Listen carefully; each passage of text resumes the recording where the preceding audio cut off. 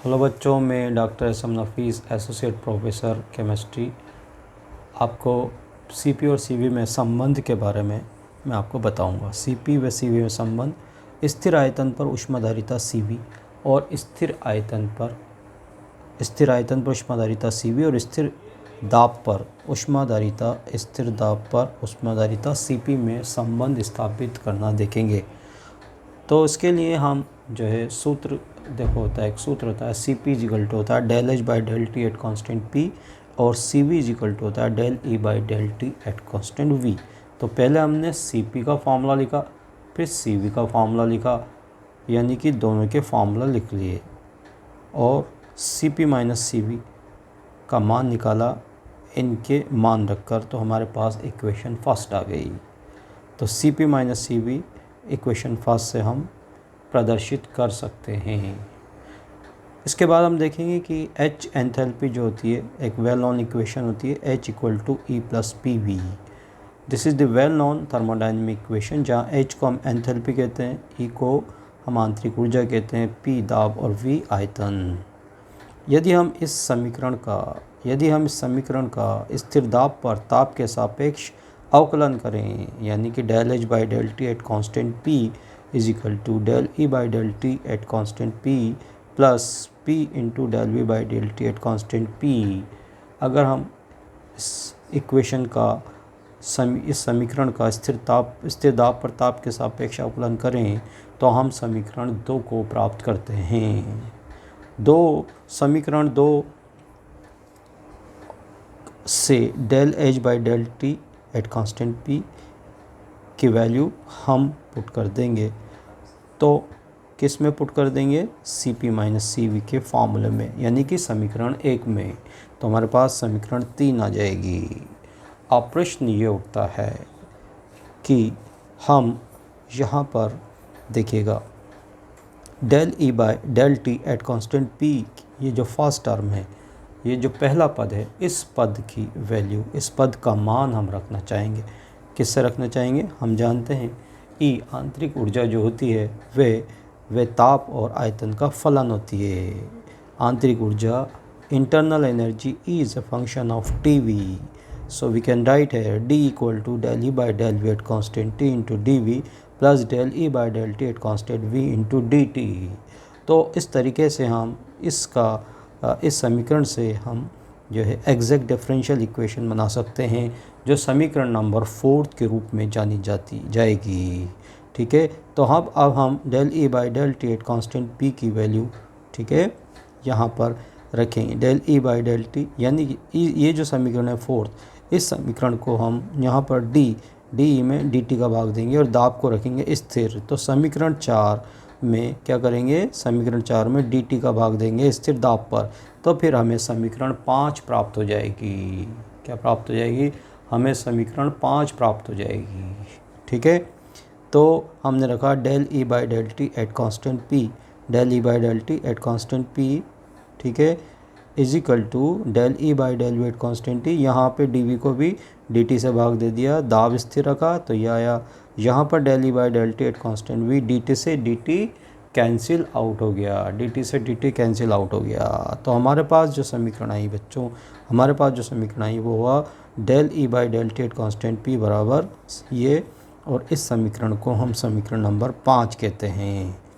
अब प्रश्न ये उठता है कि यहाँ पर जो del E by del T है, देखो del E by del T है ना, समीकरण 5 की पहली del E by del T जो वैल्यू है, और समीकरण नंबर 3 में हम ये वैल्यू पुट करेंगे, यानी कि समीकरण 3 में समीकरण 5 से मान रखने पर किसका मान रखेंगे हम ना? देखो बेटा, किसका मान रखेंगे? Del E by del T at constant P का मान रखेंगे। Del E by del T at constant P का मान रखेंगे। तो हमने यहाँ पर इसका जैसे ही मान पुट करेंगे इसकी जगह, तो क्या आ जाएगा? ये वैल्यू आ जाएगी। देखो इसमें, देखो ध्यान से सुनो बेटा, यहाँ पर del E by del T, ठीक है ना, del E by del T at constant V जो है वो नेगेटिव है, और यहाँ पर del E by del T at constant V जो है बेटा वो पॉजिटिव है। तो ये टर्म जो हैगी वो कैंसिल आउट हो जाएगी। ठीक है ना, ये टर्म जो है वो कैंसिल आउट हो जाएगी, और हमारे पास जो टर्म बचेगी बेटा वो बचेगी C P minus C V equal to P into del V by del T at constant P plus del E by del V at constant T into del V by del T at constant P. ठीक है, तो इसको हम कह देते हैं बेटा, इसको हम कह देते हैं समीकरण नंबर 6। इसको हम कह देते हैं समीकरण नंबर 6 कह देते हैं बेटा। अच्छा, अब देखिएगा यहाँ पर, देखिएगा इसमें इन दोनों में यहाँ पर हमने del V by del T क्या ले लिया, हम यहाँ पे कॉमन ले लिया। ठीक है, del V by del T यहाँ पर del V by del T at constant P की वैल्यू को हमने कॉमन ले लिया। यहाँ पर कॉमन लेने के बाद अंदर क्या बचता है, अंदर बचता है हमारे पास P plus del E by del V at constant T, P plus del E by del V at constant T. ठीक है, अच्छा अब यहाँ पर इसको हम समीकरण नंबर 7 कह देते हैं, समीकरण नंबर 7 कह देते हैं। अब समीकरण नंबर 7 में जो del E by del V है एट कांस्टेंट टी, ये क्या बताता है, ये स्थिर ताप पर आयतन के साथ आंतरिक ऊर्जा में परिवर्तन बताता है। क्या बताता है ये, हाँ, स्थिर ताप पर आयतन के साथ आंतरिक ऊर्जा में परिवर्तन बताता है, del E by del V at constant T. देखिएगा यहाँ हम गैसों के व्यवहार को आदर्श मान रहे हैं, और जब आदर्श गैसें जब प्रसरित होती हैं तो आंतरिक ऊर्जा में, उनकी आंतरिक ऊर्जा में आयतन के साथ कोई परिवर्तन नहीं होता।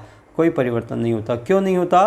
क्योंकि हम ये मानते हैं कि जो आदर्श गैसें होती हैं उनके अणु के मध्य कोई आकर्षण बल कार्य नहीं करता, और जो आदर्श गैस के अणु जब स्थिर ताप पर प्रसरित होते हैं तो वे मुक्त रूप से प्रसरित होते हैं, यानी कि उनकी आंतरिक ऊर्जा में कोई परिवर्तन नहीं होता। तो यहाँ del E by del V at constant T जो टर्म है बेटा, del E by del V at constant T जो टर्म है, इस टर्म का मान, इस पद का मान हम यहाँ शून्य मानेंगे। ये याद रखिएगा, बहुत इंपॉर्टेंट चीज़ है यहाँ।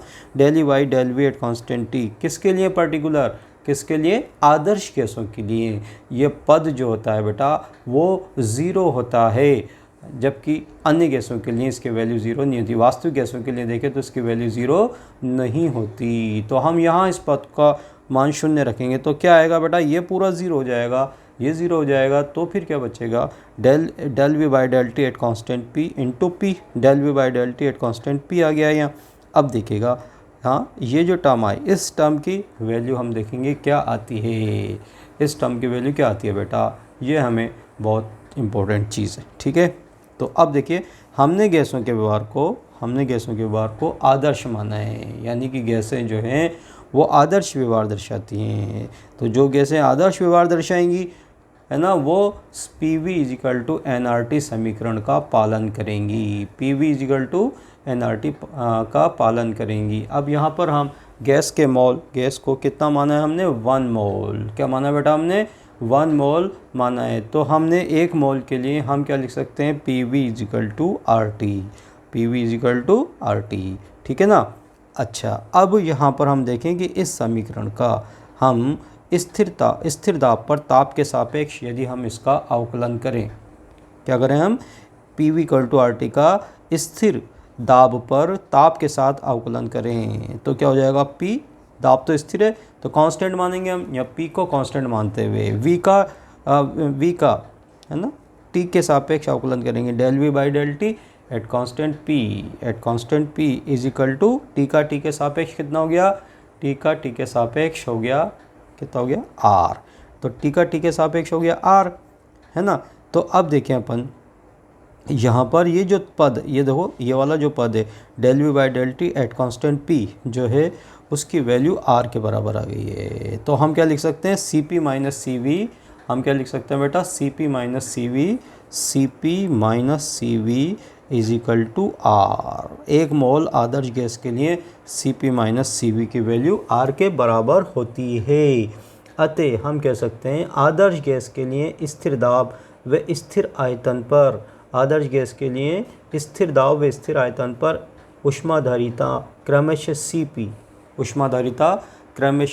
पी और सी वी का अंतर गैस स्थिरांक आर के बराबर होता है ना। तो यहाँ पर जो है इस डेरिवेशन में एक इम्पोर्टेंट चीज़ जो हमने बीच में काम में लिया बेटा कि आदर्श गैसों के लिए आकर्षण शून्य होता है, इसलिए del E by del V at constant T की वैल्यू 0 होती है।